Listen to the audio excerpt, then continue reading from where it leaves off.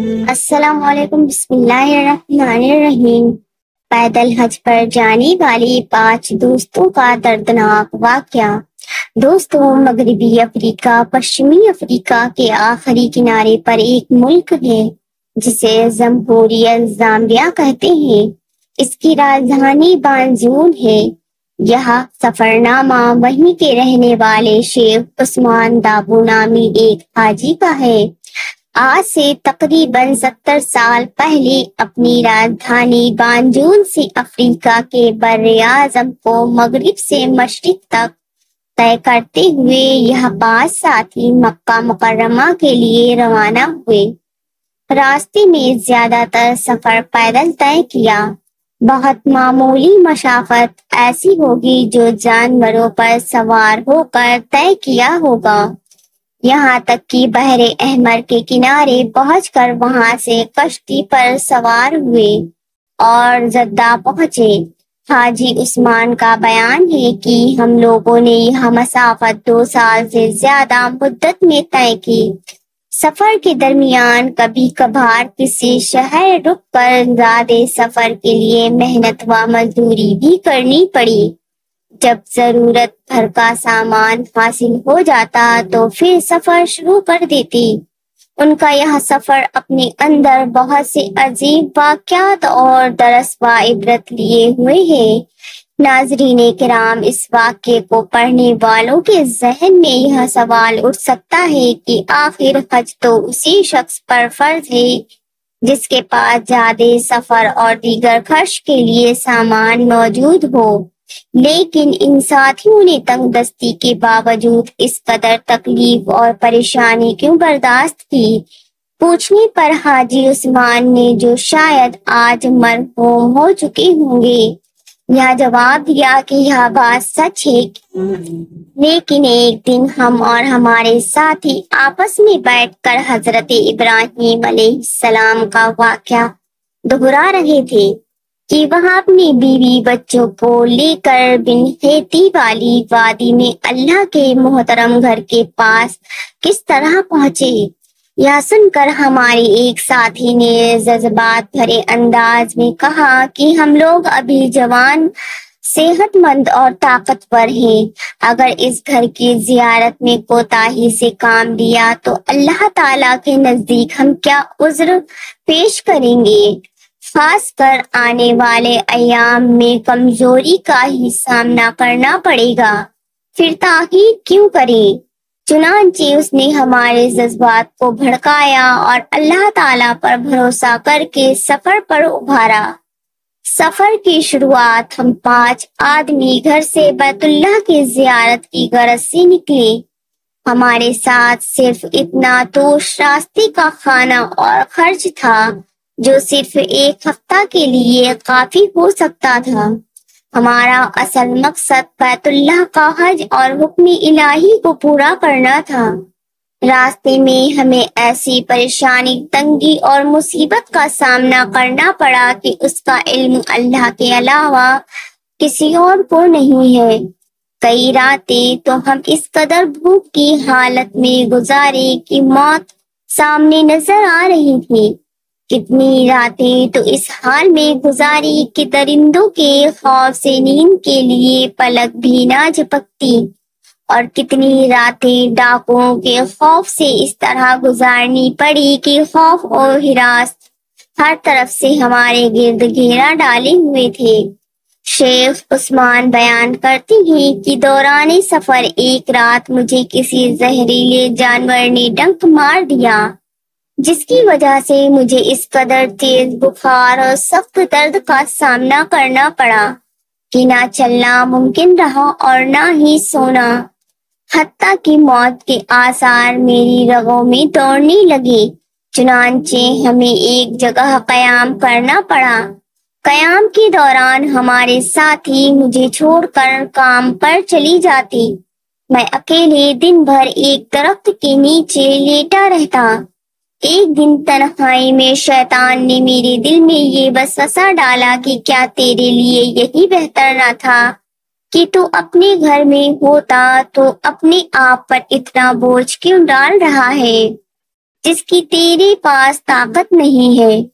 کیا تجھے معلوم نہیں کہ اللہ تعالیٰ نے حج صرف اس شخص پر فرض کیا ہے جو صاحب استطاعت کو وغیرہ؟ چنانچہ ان خیالات سے متاثر ہو کر میرا نفس سست پڑنے لگا اور قریب تھا کہ میں اپنی ہمت کھو بیٹھتا۔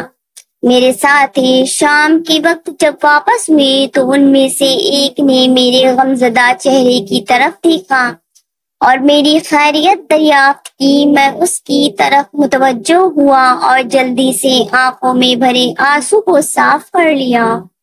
شاید اس نے میری داخلی کیفیت کو محسوس کر لیا، چنانچہ اس نے مجھ سے کہا، اٹھو، وضو کرو اور نماز پڑھو۔ یقین رکھو انشاءاللہ تمہیں خیر و بھلائی ہی حاصل ہوگی، کیونکہ ارشاد باری تعالیٰ ہے، اور صبر اور نماز کے ساتھ مدد طلب کرو۔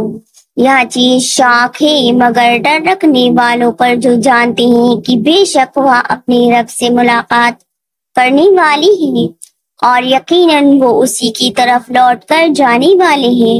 چنانچہ میں اٹھا، وضو کیا اور نماز پڑھی، جس کے بعد میرے دل کو اطمینان حاصل ہوا اور الحمدللہ وہ غم و حزن جو مجھے لاحق ہوا تھا جاتا رہا۔ 5 آدمیوں پر مشتمل اس قافلے کو شوق حرم دھکے دیے جا رہا تھا، جس کی وجہ سے سفر کی تھکان اور پریشانی ہیچ معلوم ہوتی تھی۔ راستے کی خطرناکی اور سختی ایک معمول سی چیز تھی۔ حاجی عثمان کہتے ہیں کہ حرمین شریفین پہنچنے کے شوق میں چلتے چلتے اور تکلیفیں اور مصیبتیں جھیلتے جھیلتے ہمارے 3 ساتھی ہمارا ساتھ چھوڑ گئے اور اپنے رب کے محترم گھر تک پہنچنے سے پہلے ہی اس سے جا ملے۔ ان میں تیسرے ساتھی کا انتقال سمندری سفر میں ہوا۔ اسے جب یہ محسوس ہونے لگا کہ اب اس کی موت قریب ہے تو اپنے دونوں ساتھیوں کو اس نے ایک عجیب و غریب وصیت کی۔ اس نے کہا، جب مسجد حرام پہنچ جانا تو اللہ تعالیٰ سے عرض کر دینا کہ میں اس سے ملاقات کا بڑا مشتاق تھا، اور اللہ تعالیٰ سے میرے لیے یہ دعا کرنا کہ مجھے اور میری والدہ کو جنت میں نبی پاک صلی اللہ علیہ وسلم کی صحبت نصیب فرمائے۔ شیخ عثمان بیان کرتے ہیں کہ جب میرا تیسرا ساتھی ساتھ چھوڑ گیا تو مجھے سخت غم لاحق ہوا اور بڑی فکر دامن گیر ہوئی، بلکہ یہ پریشانی میرے نزدیک راستے کی تمام پریشانیوں سے بڑی تھی، کیونکہ وہ ہم میں سب سے زیادہ صبر والا اور طاقتور تھا۔ اب مجھے یہ خوف لاحق ہوا کہ کہیں ایسا نہ ہو کہ مسجد حرم پہنچنے سے قبل میری بھی موت واقع ہو جائے۔ چنانچہ میں آنے والے دنوں اور گھنٹوں کا اس طرح شمار کر رہا تھا گویا کہ میں چنگاریوں پر بیٹھا ہوا ہوں۔ جب ہم باقی 2 ساتھی زدہ پہنچے تو میری طبیعت خراب ہو گئی اور اس قدر بگڑ گئی کہ مجھے موت سامنے دکھائی دینے لگی۔ اب مجھے یہ ڈر محسوس ہوا کہ کہیں ایسا نہ ہو کہ مکہ مکرمہ پہنچنے سے قبل میں بھی اس دنیا سے رخصت ہو جاؤں۔ چنانچہ میں نے اپنے ساتھی کو یہ وصیت کی کہ اگر میرا انتقال ہو جائے تو مجھے میرے احرام ہی میں کفنانا، اور جہاں تک ہو سکے مجھے مکہ مکرمہ کے قریب لے جا کر دفن کرنا، شاید کہ اللہ تعالیٰ مجھے بھی اپنے نیک بندوں میں داخل اور میرے اجر میں اضافہ کر دے۔ شیخ عثمان دابو بیان کرتے ہیں کہ ہم لوگ جدہ میں چند دن ٹھہر کر مکہ کے لیے روانہ ہوئے۔ ہمارے نبض تیز چل رہے تھے، چہرے سے خوشی کے آثار ظاہر تھے، شوق محبت ہمیں دھکے دے رہی تھی، یہاں تک کہ ہم مسجد حرم پہنچ گئے۔ قصہ بیان کرنے والے کہتے ہیں، یہ کہہ کر شیخ عثمان چند لمحے کے لیے خاموش ہوئے، ان کی آواز بھرا گئی، آنکھوں میں آنسو آ گئے اور کہنے لگے کہ اللہ کی قسم، جس وقت ہماری نظر کعبہ مشرفہ پر پڑی ہے اس وقت ہمیں جو دلی سکون، قلبی لذت اور خوشی حاصل ہوئی وہ کبھی بھی حاصل نہیں ہوئی۔ جیسے میری نظر خانہ کعبہ پر پڑی، میں فوراً اللہ تعالیٰ کے لیے سجدے میں گر گیا اور شدت جذبات میں پھوٹ پھوٹ کر کس طرح رونے لگا جس طرح بچے روتے ہیں۔ پھر میں نے اپنے ان ساتھیوں کو یاد کیا جنہیں مسجد حرم تک پہنچنا نصیب نہ ہو سکا۔ ہم نے اللہ تعالیٰ کی اس نعمت پر اس کا شکر ادا کیا اور دعا کی کہ ان کے اس سفر کو قبول فرمائے، اجر و ثواب سے محروم نہ کرے، انہیں اور ہمیں راستی اور عزت کی بیٹھک میں قدرت والے بادشاہ کے پاس جگہ دے۔